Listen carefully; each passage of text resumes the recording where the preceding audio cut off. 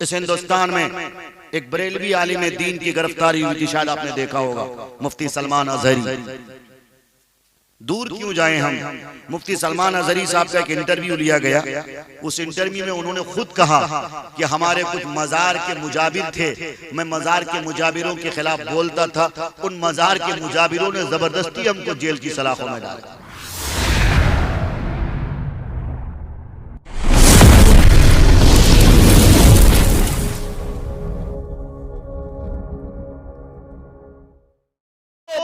मजलूम फिलिस्तीनियों को तुम्हें रिहा करना पड़ेगा, लेकिन ये डीलिंग तय नहीं पाई। तो ये डीलिंग सामने आई कि कम से कम एक बंदिश, एक कैदी के बदले में तुमको कम से कम 50 को छोड़ना पड़ेगा। और अल्हम्दुलिल्लाह आप देख रहे होंगे, इधर से अगर 3 कैदी को निकाला जाता तो उधर से 150 या 100 कैदी को निकाला जाता है। ये है फिलिस्तीनियों का ईमान, ये है गज़ा के मुजाहिदीन का ईमान। अगर हम और आप वैसा ईमान वाला हो जाए तो मैं कसम खा के कह सकता हूं, आज हिंदुस्तान में ये जो बातिल ताकतें दंडना रही हैं मुसलमानों के वक्त की प्रॉपर्टी पर, इसी तरह से 3 तलाक पर, इसी तरह से हमारी शरीयत को मिटाने की बात कर रही, कोई नहीं कर सकता था। हमारी कमजोरी है, हमारे यहाँ किसी एतबार से हम मजबूत नहीं है। हम देवबंदियत में अलग लड़ते हैं, हम बरेलवियत में अलग लड़ते हैं, फिरक़ेवारियत में कई का नहीं छोड़ा है। कोई मौलवी स्टेज पे आकर कुर्सी पे बैठकर देवबंदियों को काफिर कहता, कोई बरेलवियों को काफिर कहता, कोई अहले हदीस को और गैर मुखल्लिद को और मेराजी को और सल्फी को बुरा भला कहता। याद रखें, इख्तिलाफात जिनके जैसे भी हों, इख्तिलाफात घर के हैं और घर के इख्तिलाफात घर में होने चाहिए, बाहर नहीं लाना चाहिए। लेकिन हमारी बदकिस्मती, टीवी स्टूडियो में बैठने वाला, टीवी स्टूडियो में आने वाला वो मौलवी भी हमारी बात करता है। और आपको शायद जानकारी हो, जब 3 तलाक का बिल पास किया जा रहा था, हमारे किशनगंज के माननीय सांसद, कायदे मिल्लत, मुफक्किर कौम मिल्लत हजरत मौलाना असदुल्लाह कासमी नव्वरल्लाहु मरकदहू, मैं उनका शागिर्द हूं, हजरत मौलाना रहमतुल्लाह अलैह ने ये बात अपने यहाँ के लोगों को कहा कि लोगों याद रखो, 3 तलाक बिल पास नहीं होता। ये सिर्फ और सिर्फ हमारे मुसलमानों में से कुछ आस्तीनों के सांप हैं जिन्होंने हुकूमत हिंद को ये बताने की कोशिश की कि हिंदुस्तान में 3 तलाक पर पाबंदी क्यों नहीं लगेगी, जबकि बहुत सारे मुस्लिम ममालिक ऐसे हैं जहाँ 3 तलाक पर प्रतिबंध है, जहाँ 3 तलाक पर पाबंदी है। तो जब मुस्लिम ममालिक में 3 तलाक पर पाबंदी आई हो सकती, तो हिंदुस्तान तो जमहूरी मुल्क है, यहाँ पे क्यों नहीं 3 तलाक पर पाबंदी हो सकती। इसी को शायद किसी बड़े शायर ने कहा था, दिल के फफूले जाग उठे सीने के दाग से, इस घर को आग लग गई घर के चिराग से। इसलिए सबसे पहली और बुनियादी जरूरत यही है कि हम सबको एक प्लेटफॉर्म पे आना चाहिए, हमारे अंदर यूनिटी होनी चाहिए, हमारे सफों में इत्तिहाद होना चाहिए।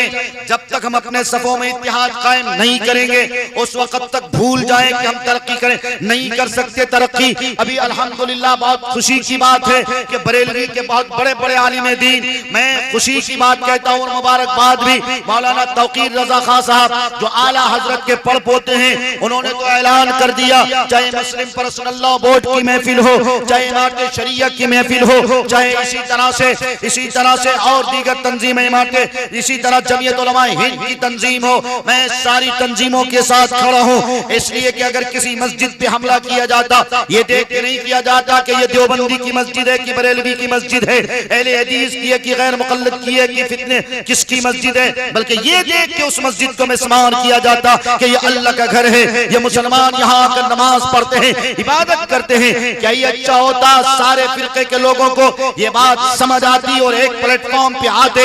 याद रखें, जिस दिन हमारी यूनिटी होगी, जिस दिन हम एक सफ में आ जाएंगे, किसी माए के लाल में वो दम नहीं है कि हमारा बाल बाका कर सकता है। मेरे भाइयों, मेरे बुजुर्गों, अब्दुर्रहमान नाम का एक बहुत बड़ा कायद है, एक बहुत बड़ा जर्नलिस्ट भी है जो शाम में कैद था, जिसके नाखून उतारे गए थे। अभी हाल ही में शाम अल्हम्दुलिल्लाह आजाद हुआ है, इन कम वक्तों के चुंगल से आजाद हुआ है। सीरिया जिसका नाम है, आपको पता होना चाहिए, सीरिया का वो अब्दुर्रहमान जो एक जर्नलिस्ट भी था और एक बहुत बड़े स्कॉलर भी थे, उन्होंने एक तारीख लिखी है और वो तारीख में आपको बताना चाहता हूं। उन्होंने लिखा है कि मैं आपको गारंटी के साथ कहता हूं, सीरिया में अगर सुन्नी और मुस्लिम का क्रेडिट गेम न खेला जाता, सुन्नी और वहाबी और देवबंदी और अहले हदीस, इसका अगर कार्ड न खेला जाता, ये गेम अगर नहीं खेला जाता, तो किसी सूरत में बशार अल असद की हुकूमत नहीं बन सकती थी।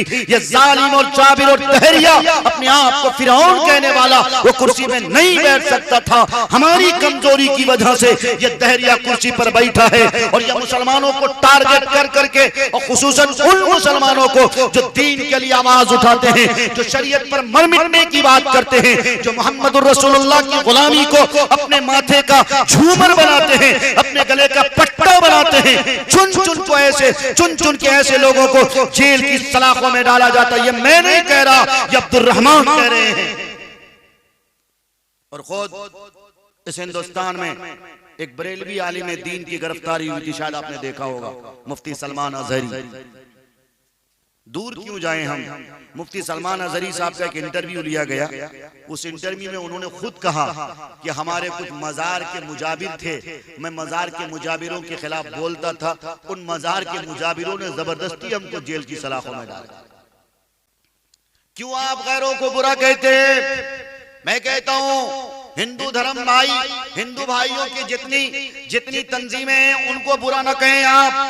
आरएसएस को बुरा कहने से कुछ नहीं होगा, बजरंग दल को गाली देने से कुछ नहीं होगा, विश्व हिंदू परिषद को बुरा भला कहने से कुछ नहीं होगा, एबीवीपी को बुरा भला कहने से कुछ नहीं होगा।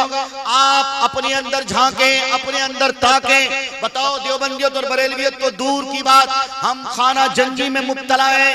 कुर्सी के लिए हमारे यहाँ लड़ाई, मस्जिद का मुतवल्ली कौन बनेगा इस बात के लिए लड़ाई, मस्जिद का सेक्रेटरी कौन बनेगा इस बात के लिए लड़ाई, मदरसे का खजांची कौन बनेगा इस बात के लिए लड़ाई।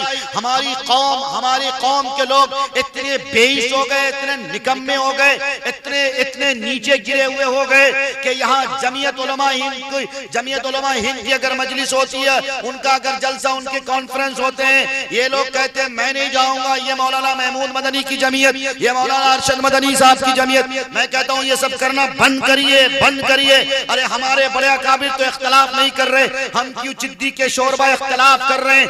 जाएं, अगर तंजीम किसी की भी हो, बरेलवियों की भी तंजीम हो, वहां भी जाएं, वहां भी अपनी हाजिरी दर्ज कराएं, ताकि बरेलवी भाइयों को ये न लगे कि देवबंदी क्यों नहीं आ रहा, उनको लगे कि हम सब भाई हैं। हम सबको अल्लामा इकबाल रहमतुल्लाह अलैह ने यही कह के कहा था, यूं तो सैयद भी हो, मर्जा भी हो, अफगा भी हो, तुम सभी कुछ हो, बताओ कि मुसलमान भी हो।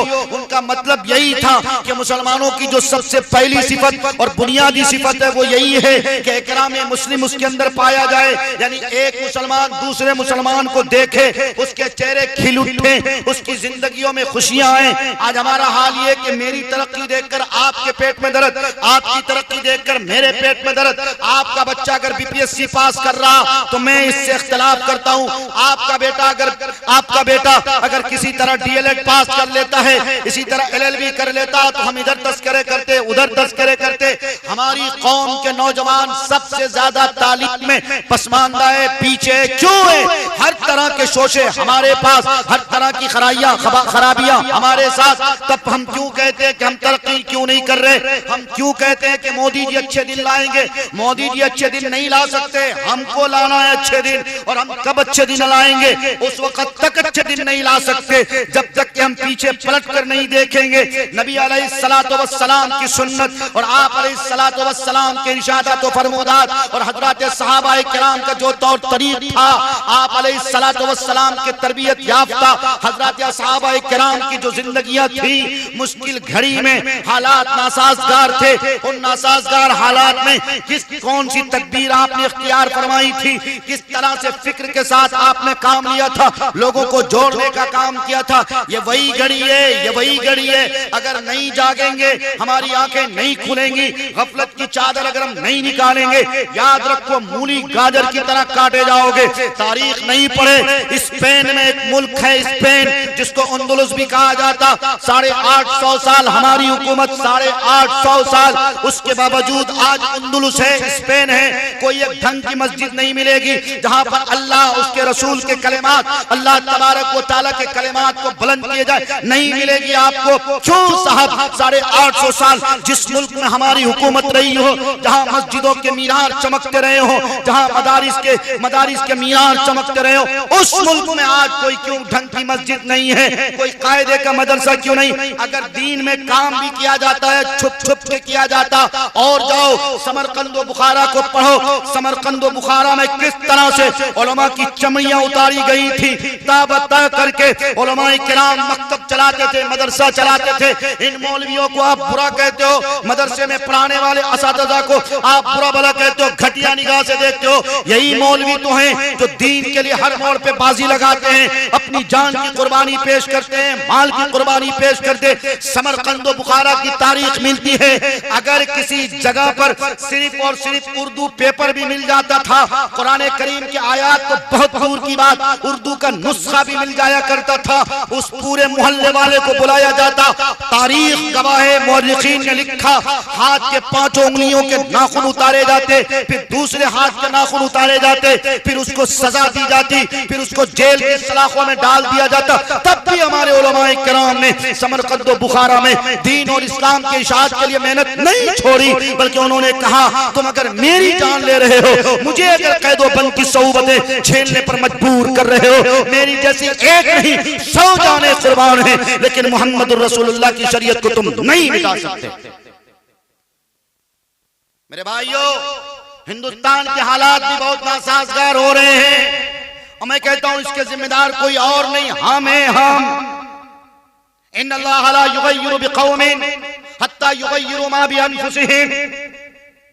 खुदा ने आज तक उस कौम की हालत नहीं बदली, न हो जिसको ख्याल खुद अपनी हालत के बदलने का, तो बदलिए अपने आप को, चेंज कीजिए अपने आप को, मदारिस के निजाम को दुरुस्त कीजिए, मकातिब के निजाम को दुरुस्त करिए, मसाजिद को आबाद करिए, खानकाहों की हिफाजत करिए, कब्रिस्तान की हिफाजत कीजिए। कब्रिस्तान में बाउंड्री नहीं, कब्रिस्तान में लोग जानवर बांधते हैं, दादा परदादा नाना परनाना की कब्र पे जानवरों से पेशाब कराते हो, शर्म नहीं आती? जिस दादा परदादा और जिस नाना परनाना की तुम जायदाद पर घमंड करते हो, जिनकी जायदाद पर और जिनकी जमीन पर तुम बंगले बनाते हो, जिनकी जायदाद की तुम फसलें खाते हो, वो दादा और वो परदादा और वो माँ और बाप और वो नाना और नानी, उनकी कब्रों पे जानवरों से पेशाब हम कराते हैं। हम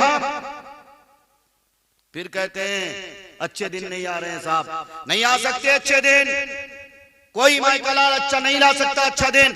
उस वक्त तक अच्छे दिन नहीं आ सकते जब तक कि हम अपने आप को बदलने की कसम नहीं खाएंगे। जिंदगियों में तब्दीली की कसम हम जब तक नहीं खाएंगे तब तक अच्छे दिन नहीं आ सकते। तो क्या है, कटक के मुसलमानों, सदबिटिया और आसपास के अतराफ के मुसलमानों, नौजवानों, अपने आप को बदलोगे कि नहीं बदलोगे? बदले अपने आप को। अरे आबादी से और तादाद से कुछ नहीं होता है साहब, नहीं होता है। तुम वो कौम हो जिस कौम की नजीर और जिस कौम की मिसाल कैसर और किसरा ने दी थी। तुम वो कौम हो जिस कौम की मिसाल हाल ही में गांधी जी ने अपनी किताब में दी थी। ना यकीन हो, ऑक्सफोर्ड और मैं खुद जेएनयू में मैं पढ़ा था जिस वक्त, उस वक्त की बात मैं बता रहा हूँ। एक बहुत बड़े राइटर हैं, एक बहुत बड़े राइटर हैं जिनका नाम हेमंत बिस्वा। हेमंत बिस्वा, आप सिर्फ मुख्यमंत्री पे मत जाएं, हेमंत बिस्वा कुशवाहा नाम है राइटर किताब का। वो किताब तुमको कहीं और नहीं मिलेगी।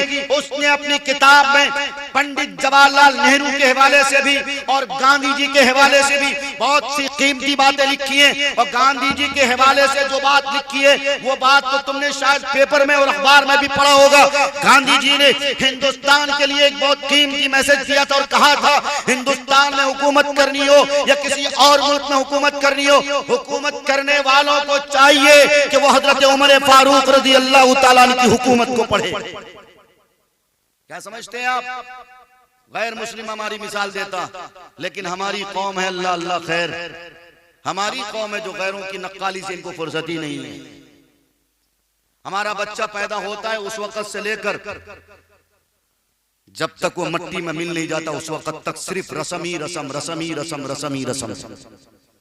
नहीं है रसम, बच्चा पैदा होता पहली फुर्सत में क्या करना चाहिए? कोई नहीं करता इल्ला माशाअल्लाह एक आध उलमाए किराम या उलमाए किराम की तरबियत याफ्ता लोग, जिनका रिश्ता मस्जिद से मजबूत, जिनका रिश्ता खानकाह से मजबूत, जिनका रिश्ता उलमाए किराम और सुलहाए किराम से मजबूत, वही लोग ठीक ठाक काम करते।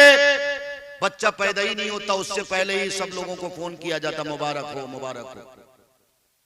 और मैं आपको बताऊं, रिंगटोन में जब गाने की आवाज आती है और बच्चा पैदा ही होता है, उस बच्चे के कान में हदीस के अल्फाज है, सबसे पहली अगर कोई आवाज जानी चाहिए तो अल्लाह के कलमे की आवाज जानी चाहिए।